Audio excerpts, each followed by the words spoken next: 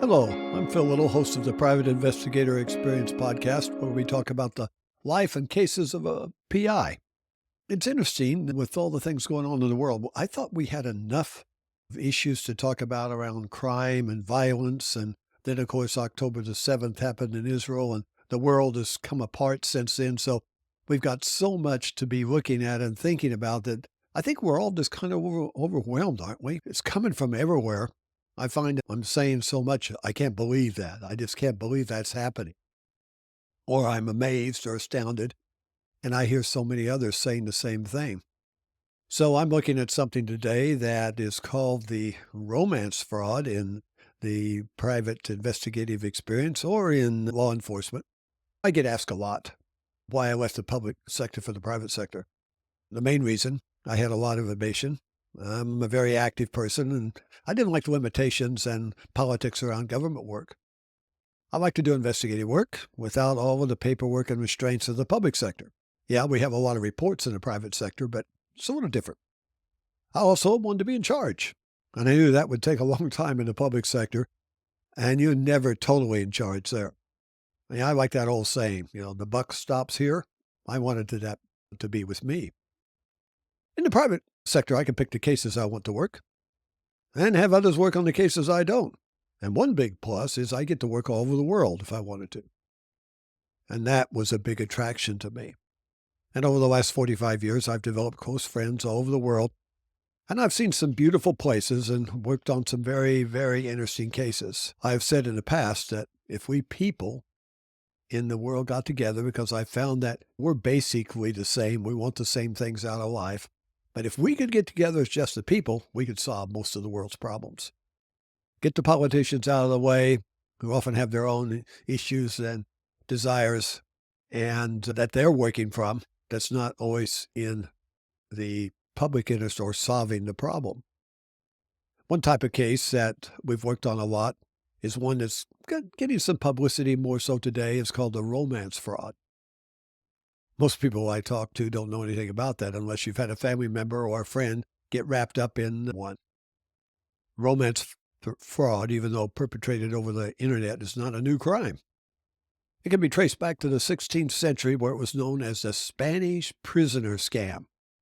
And I don't really have time to get into that, but that's a pretty interesting scam they were using back then.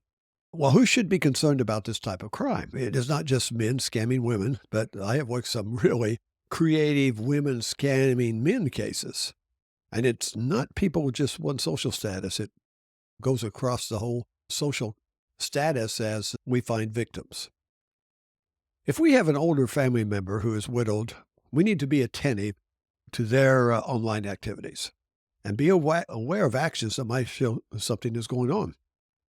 Also, single people, late 30s, 40s, and 50s, who haven't had a lot of experience in dating, and they're getting online, and they can easily now be targeted by a scammer. Dating sites are one of the top platforms used by scammers. But I've also been amazed by the professional people, such as doctors, who have come to West Coast Detectives for help after being scammed. Now, this was back, the first one I remembered so well.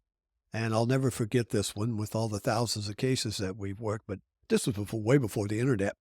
And it was just back when it was the old mail service and newspaper ads and other ads that might be out there. But this was a very successful doctor out in California who came to my office and said he had a problem and he didn't want anyone to know about it. I assured him that his secret was safe with us. Well, he pulled out a photo of a file, a very beautiful woman standing by a Ferrari, a collector Ferrari. I said to him, well, that doesn't seem like a bad problem to have. And then he told me the story. It started with him looking for a Ferrari like the one in the photo, and he saw an ad for one in Europe and made contact with a person who turned out to be this woman who was supposedly a broker for the owner in Italy. Sometimes, though, the photos aren't really of the person they say they are. The communication started with letters, photos, and ID info on the car and talking about the price. This went on for over months of time. As time went on, then it became phone calls. And the woman was very charming and suggestive. Said she'd like to come to the States, particularly California, where he was at. The money need started with funds for, well, some modifications, insurance, the expert paperwork on exporting, and fees and so forth. This went on for months. And by the time she had convinced the doctor that she would be coming with the car to meet with him, and romance was in the air. As the months passed with issues coming up with the car, and some mechanical or some minor accident damage, getting the car to the port, needing more funds for the export, all the time sending photos of the car and herself in very different seductive poses. And by the time he came to me, he had put $1.8 million for the purchase of this car. Sitting in my office, I think he had come to the conclusion that this was a scam. And he wanted me to get his money back. I thought to myself, and this is something for all of you listening or watching.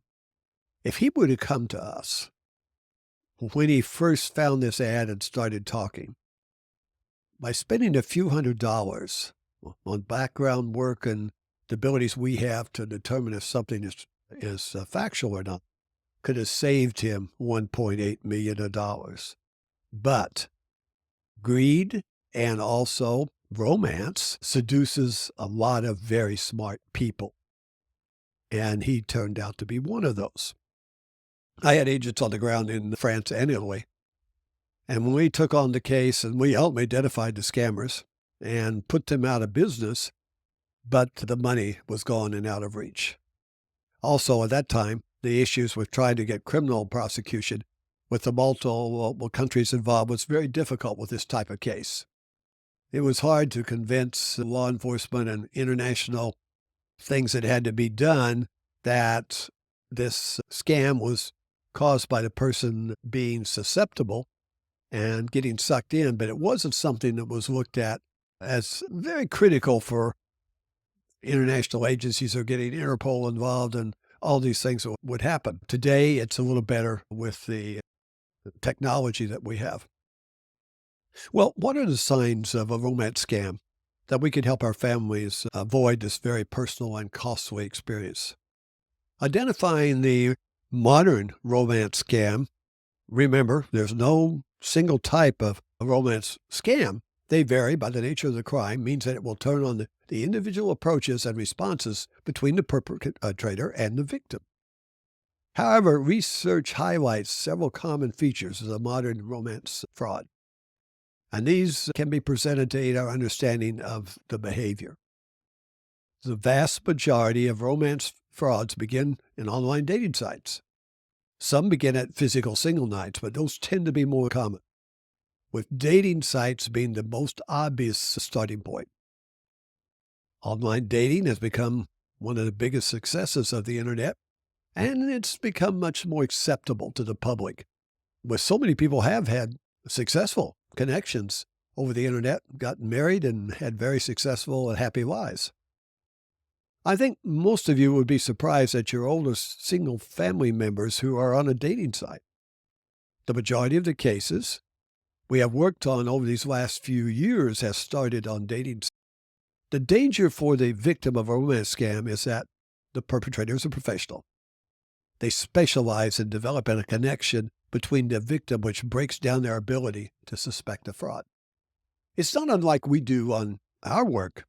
When we are working on a case and we have a suspect involved that we're going to have some interaction with, we try to learn everything we can about them, what they like, what they think, what they react to, the things that would turn them off. We do a deep dive study on them so that we know them well, so we can interact with them and do the things that pushes their positive buttons, not the negative ones. Online dating sites are considered to be a fruitful hunting ground for these types of scams, partly because there is arguably a self-selecting potential group of victims here.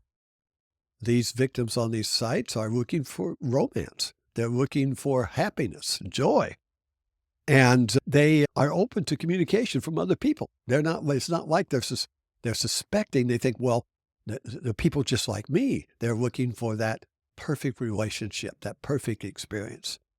Now, when the communications start, and this is a warning sign, very quickly, they want to move their victim from these dating sites or social media onto a private email account, which helps them guard the security of their actions. They know if they stay on a dating site or the social media, word might get out, somebody might pick up on it and be able to trip them up some way. So they want to get you in a closed communication that others won't have access to. And then they will move as time goes on to either voice communication. And if they're not concerned about their identity, sometimes a lot of these romance scams are men posing as women or women posing as men, or it can be anything. And so they'll never post a real picture of themselves. The photos they give you will be of a beautiful woman or a handsome guy, and you will never have a face-to-face, FaceTime or Skype conversation with them. And they will telephone and they'll talk, and they're trying to develop this connection of a trusted relationship that they want the same thing that you want. They're looking for that perfect match for the rest of their life. And sometimes they'll portray that their lifestyle and their success is totally different than what it is, that they have vast resources and they're willing to spend it on you, so to speak. Now, sometimes these perpetrators take months to develop a deep relationship with the victim, so that they feel connected. And then when they're presented with a financial need by the perpetrator, and because there's a barrier to you meeting them, all they need is a little money to solve this problem. And we'll live happily ever after if we get this problem solved. So that victim just, without even thinking, says, how much do you need? And it starts from there. And the cases I could tell you about, I don't think there's any scam that I haven't heard about or seen work they've used to get money out of the person. You know what, just recently, we had a family friend that contacted us that wanted to borrow some money, the short term, because she had a big payday coming.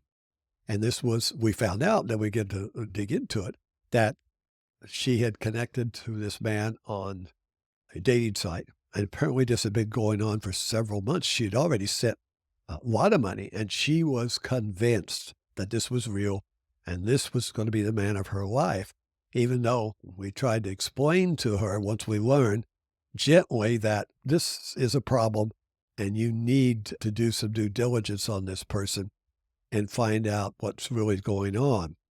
And at this point, I don't really know if she's taken us seriously or not, or what. She kind of shut off communication in that area. But sometimes it's very hard and difficult to get our family member or friends out of it. And remember that these perpetrators are polished. They're studied and they learn the personality of the person very quickly.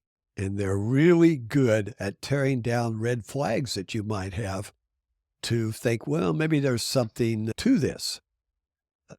There's so much more scam with the internets because there's worldwide connections, and there's also worldwide ease of transferring funds. So usually these people post that they're out of the country or some other place, and they've got excuses for sometimes lack of communication or different things. But the money can be transferred very easily anywhere that they would like you to send it. Now, I was thinking, when I first got involved in the private sector back in the 70s, the big scams then, way before the internet, were coming out of Nigeria, and they were using the mail, and they were mailing out thousands of these, obviously. And in fact, I was part of some work down in Ghana where we raided some of these scam houses that had come out of Nigeria and set up over in Ghana, because everybody got to know and be aware of so much is happening in Nigeria. And they had these rooms full of these people at computers just cranking out these scam emails that were going out all over the world at that time.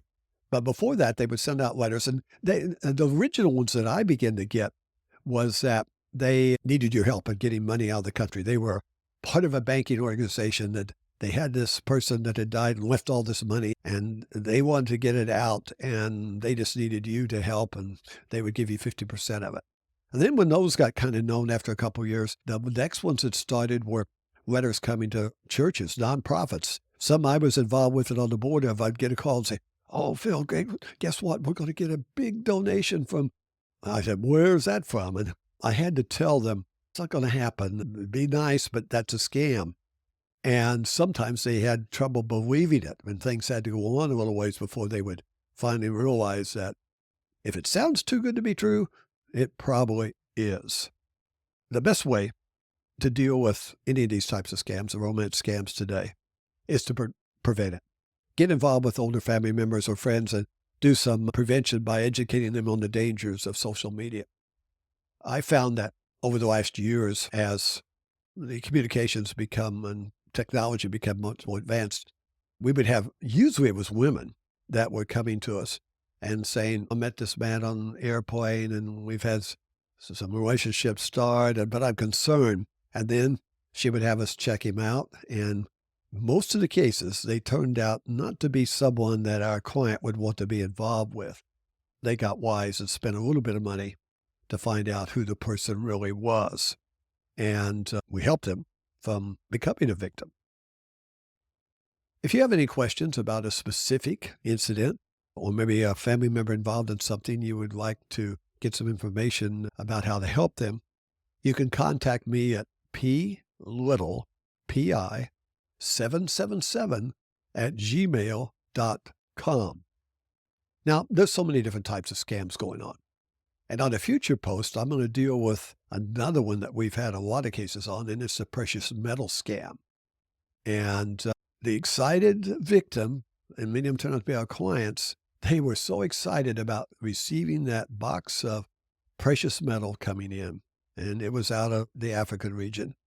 But then the joy was quickly gone to anger and panic because sometimes millions that had been spent was there with their box full of rocks. So I'm going to look into that some.